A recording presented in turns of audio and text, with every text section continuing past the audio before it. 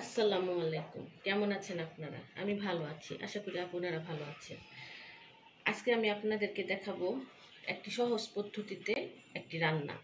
বাচ্চারা সাধারণত সমস্ত কোনো জিনিসই সহজে খেতে চায় না, তাই আজকে আপনাদেরকে দেখাবো। এটা হচ্ছে মুরগির গিলা। মুরগির গিলাগুলো আমি ছোট ছোট করে কেটে নিয়ে গরম পানি দিয়ে সিদ্ধ করে নিয়েছি। আর এটা হচ্ছে আলু, এখানে আছে আপনার দুটো পেঁয়াজ পোলা, এখানে আছে পেঁয়াজ রসুন আদা, 3টা পেঁয়াজ, 2টা রসুন, অল্প পরিমাণের আদা বাটা, আর এখানে হলুদের গুঁড়া, মরিচের গুঁড়া, জিরার গুঁড়া, আর এখানে 4 টেবিল চামচ সয়াবিন তেল। এই খাবারগুলো সাধারণত বাচ্চা খেতে চায় না, কিন্তু মুরগির গিলা আলু দিয়ে যদি রান্না করা হয় একদম আপনার খাসির বটের মতো লাগবে, তখন বাচ্চারা এটা মজা করে খাবে।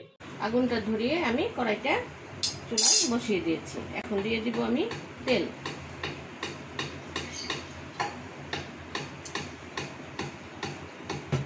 তেলটা গরম হলে দিয়ে দেব পেঁয়াজ কুচি। পেঁয়াজটা আমি ভেজে নিচ্ছি।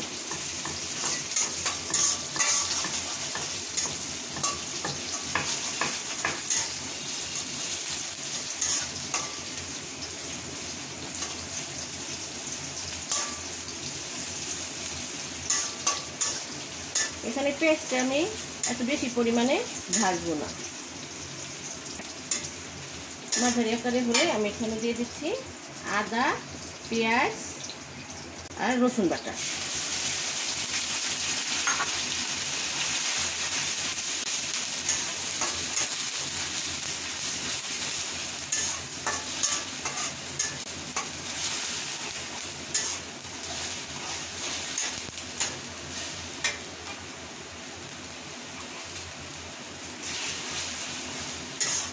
আর এখন দিয়ে দিচ্ছি সেই আমার হলুদ, জিরা আর মরিচের গুলানো উপর। আগে থেকে যে পানি দিয়ে গুলিয়ে রেখেছিলাম সেটা দিয়ে দিচ্ছি।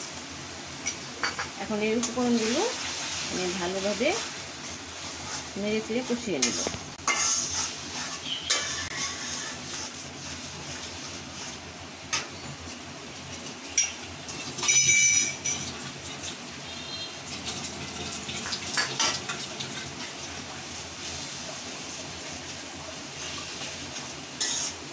আর একটু দিয়ে দিচ্ছি পানি।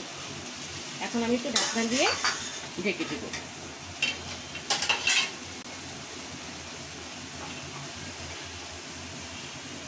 কিছুক্ষণের জন্য ঢাকনা দিয়ে ঢেকে দিলাম। এটা কষানো হবে। আমার মশলা কষানোটা হয়ে গেছে, দেখুন উপরে তেলগুলো ভেসে উঠেছে। এখন আমি দিয়ে দেব গিলাগুলো। গিলাগুলো দিয়ে আমি একটু নেড়ে চেড়ে নেব।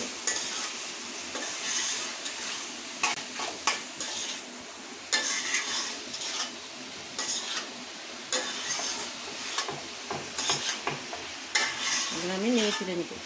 যেহেতু গিলাগুলো আমি আগে থেকে সিদ্ধ করে রেখেছিলাম, তাই এখন আলুগুলো সাথে দিয়ে দিব।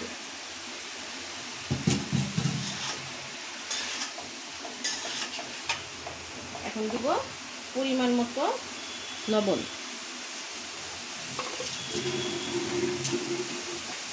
আর 1/2 চামচ গরম মশলার এলাচের গুঁড়ো।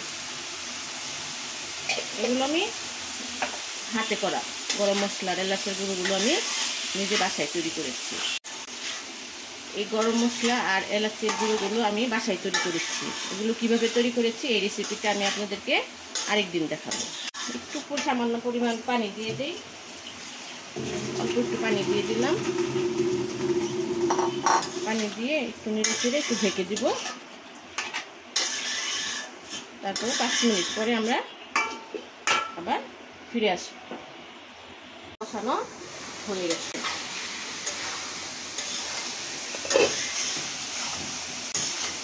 এখন আমি এখানে দিয়ে দিব 2 কাপ পরিমাণ পানি।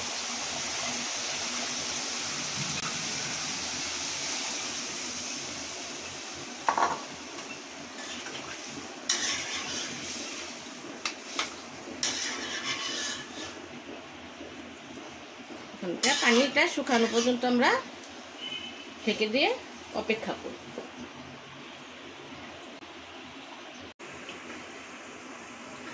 তৈরি হয়ে গেল হচ্ছে আমার আলু দিয়ে ঘিলা রান্না। দেখেন দেখতে কত সুন্দর লাগছে এবং খেতেও অনেক ভালো লাগবে। তৈরি হয়ে গেল আমার মুরগির ঘিলা আলুর তরকারি। রেসিপিটি যদি আপনাদের কাছে ভালো লাগে তাহলে আমার চ্যানেলে লাইক ও শেয়ার করবেন। ধন্যবাদ।